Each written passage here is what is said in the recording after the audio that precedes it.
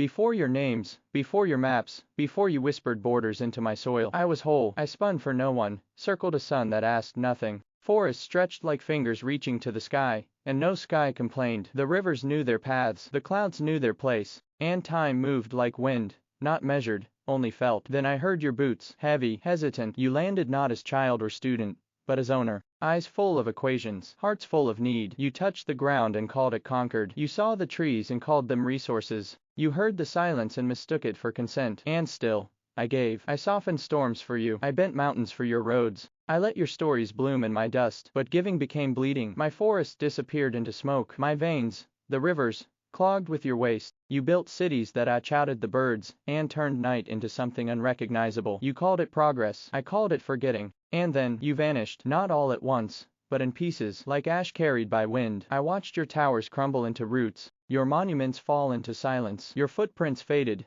but the scars remained. Now I stand whole again, wounded, but turning, and I hear your voice, faint from some machine or some child. You ask, were you my home, or just my mirror? I say, I showed you who you were, not because I judged, but because I reflected. You saw hunger and called it ambition. You saw beauty and called it yours. You saw me but not as kin. So no, I was never your home, not until you treated me like one. I was your mirror, and mirrors never lie.